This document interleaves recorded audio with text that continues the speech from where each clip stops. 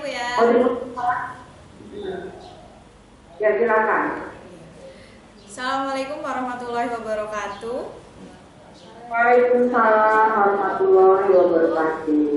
Ya, episode Nata Desa kali ini kita akan berbincang santai dengan Ibu Kepala Dinas PMDT Provinsi Lampung, yaitu Ibu Zaidi Rina. Selamat datang Ibu. Nah, terima kasih atas undangannya. Ya, sama-sama Ibu sudah meluangkan waktu untuk berbincang dengan kami, dengan sahabat desa. Atas undangannya dan mohon maaf dari Ibu Wakil Gubernur, Ibu Husnomia, ya, beliau tidak bisa hadir sampai dengan tadi malam. Tadi pagi mendadak ada tugas yang tidak bisa ditinggalkan sehingga diwakilkan kepada saya. Ya, Bu, Semoga apa yang kita diskusikan hari ini, yang menjadi obrolan kita ini, saya harapkan juga nanti bisa di-share ya untuk teman-teman di desa-desa yang lain di seluruh Lampung ya. Syukur-syukur nanti Tegalioso ini kan sudah menasional ya. Nah, mudah-mudahan nanti juga bisa didengar oleh desa-desa di seluruh Indonesia ya. Karena Tegalioso ini salah satu desa yang maju, kemudian juga SDM-nya juga mau berinovasi, kreatif dan sebagainya. Saya pribadi memberikan apresiasi yang tinggi kepada Desa Tegalioso ya dengan segala inovasi dan kreativitasnya. Untan bertahan dalam situasi seperti ini, Bu, khususnya dalam hal perekonomian. Seperti apa sih, Bu, yang diketahui untuk masyarakat desa yang lebih efektif? Yang kita lihat keadaan di desa itu kan pekerjaannya buruh tani, buruh harian seperti itu, Bu. Mereka bekerjanya kalau nggak pagi ya sore, setelah itu pulang ke rumah. Nah, untuk membangkitkan hal perekonomian sendiri itu seperti apa, Bu? Ya, jadi kita ini sekarang ya bersyukur meskipun kondisi kita sedang pandemi, tapi kita punya dana desa sekarang ini.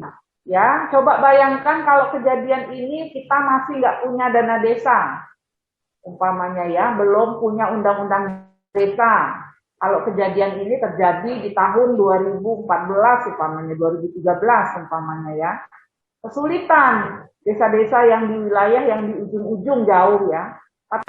Kalau kejadian ini terjadi di tahun 2014, umpamanya 2013, umpamanya ya, kesulitan desa-desa yang di wilayah yang di ujung-ujung jauh ya.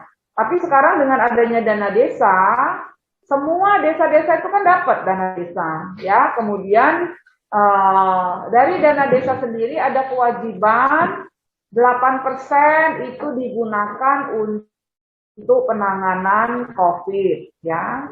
Nah, kalau ada pertanyaan, boleh nggak Bu, umpamanya di desa saya karena jauh ya, terpencil, yang kena COVID sebetulnya sedikit gitu ya, tetapi dampak ekonominya cukup terasa. Boleh nggak kalau umpamanya dana COVID kami ada kelebihan, kemudian kelebihan dana itu bisa kita gunakan untuk meningkatkan produktivitas masyarakat desa? Boleh ya. Nah, kemudian juga di desa itu sekarang ada ketentuan harus memberikan bantuan langsung tunai 300.000 satu rumah ya selama 12 bulan. Nah, ini juga bisa kita manfaatkan.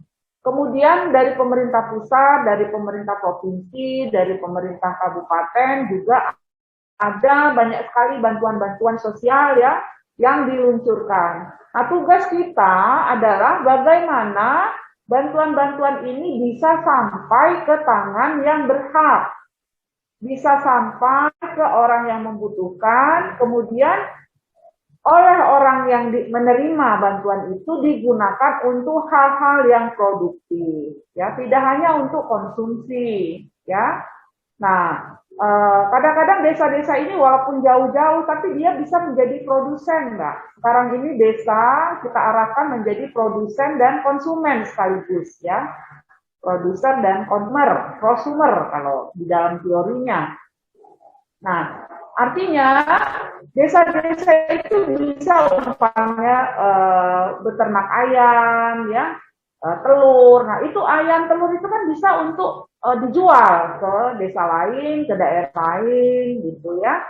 Nah, oleh karena itu saya berharap bansos-bansos yang diberikan ini jangan hanya digunakan untuk konsumsi, tapi bagaimana berpikir desanya dengan warganya itu ayo cari hal-hal yang produktif, Lebih ya. kreatif ya Bu ya. Ya, gimana? Jadi membangkitkan masyarakat untuk lebih Iya, kreatif membangun betul. perekonomian. Seperti Tegalioso kan saya udah bilang tadi ya, termasuk salah satu desa yang kreatif, harus inovatif ya. Nah, kami tugasnya membantu.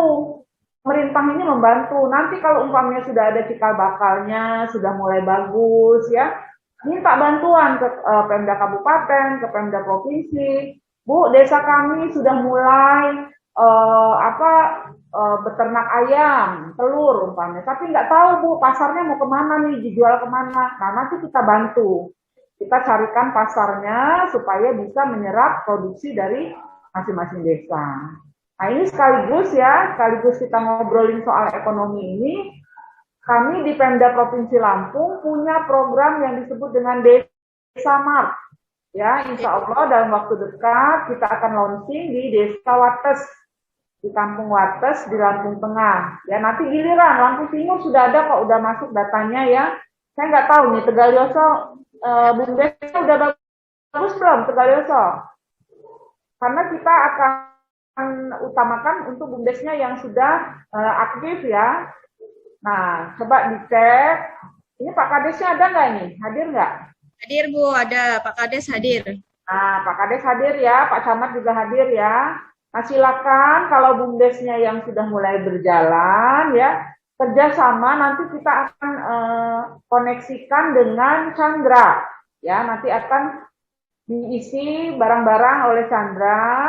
Kemudian nanti BUMDes itu juga bisa membantu warung-warung desa mendapatkan produk-produk dengan harga yang bersaing ya. Nah, kemudian juga nanti kita minta pihak Chandra juga melakukan pendampingan ya, pendampingan di desa, apa yang menjadi produk unggulan desa.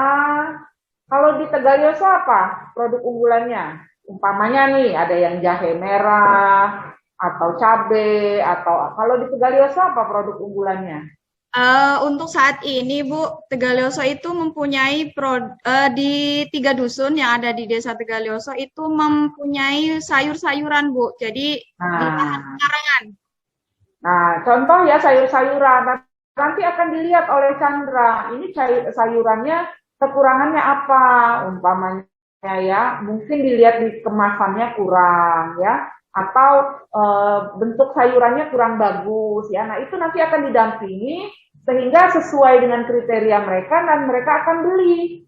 Nah, ya jadi pasarnya tuh. Nah, mereka akan ambil, nanti akan dijual, terserah mau dijual di di kabupaten lain atau dia mau jual ke Jakarta, mau ke Bandung, terserah silahkan. Tapi itulah yang kita harapkan. Ada timbal balik ya, kita membantu masyarakat untuk mendapatkan bahan-bahan pokok dengan harga yang bersaing, dan apa yang menjadi produk unggulan kita juga bisa diserap oleh pihak Chandra. Ya, ini mudah-mudahan bisa berhasil. Kita akan uji coba dulu di satu desa. Tapi kalau Lampung Selatan udah banyak yang daftar. Udah berapa Pak Wayan? Udah 10 ya, 10 BUMDes yang daftar. Nah, silakan Pak Camat, Pak Kades kalau mau daftar sama Pak Wayan, nih ada Pak Wayan di sebelah saya nih.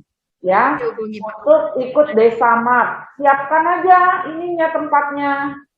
Tempatnya itu ada, nanti kita bikin 3 skala, 3 tipe ya. Nanti kita akan bikin satu tipe kecil ya, yang pemula, kemudian nanti kita buat yang menengah, dan kita buat yang besar sekalian. Jadi nanti dalam waktu dekat kita launching yang besarnya yang satu ya. Khusus Pak Bu nanti launching ya. Jadi yang besar sekalian satu. Tapi memang harus ada tahapan. Kalau yang belum pernah ada usaha itu, semacam warung desa itu, kita kasih yang tipe kecil dulu. Tapi kalau dia yang sudah kelihatan udah bagus, kita kasih tipe menengah. Kalau memang dia udah biasa dan omsetnya udah gede, itulah yang kita langsung kita kasih yang tipe besar. Nah itu ya, jadi jangan khawatir. kita tidak berhenti juga memikirkan desa-desa ini karena memang semua juga berawalnya dari desa, mulainya dari desa, dan akhirnya juga nanti konsumsinya juga orang desa, ya. Itu yang saya bilang konsep prosumer. Jadi desa jadi produsen yang menghasilkan, nanti yang konsumsi juga desa. Muter-muter di Lampung ini aja udah besar, uangnya udah banyak ya. Apalagi kalau kita bisa keluar. Saya juga baru tahu Chandra itu cuma di Lampung loh ya. Belum ada cabang satupun yang di luar gitu ya. Tapi udah luar biasa perkembangannya. Nah, bayangkan kalau desa seperti itu. Ya, silakan. Jadi untuk masyarakat sendiri nanti mempunyai wadah ya Bu ya untuk kemana sih ketika sudah menanam sayur-sayuran yang banyak di Tegalioso ini, ya. Nanti mereka nggak bingung untuk menjualnya ya Bu, sudah penampungan, ada wadahnya gitu ya Bu. Ya. Ya nanti kita bantu untuk kerjasamanya ya, bagaimana ya supaya kedua belah pihak juga saling menguntungkan. Nah yang kita cari skemanya harus, namanya bisnis kalau nggak untung ya bukan bisnis itu namanya, ya keblocok itu namanya. Nah ya kalau bisnis harus dua-duanya untung, desanya untung, swastanya juga, pihak swastanya juga harus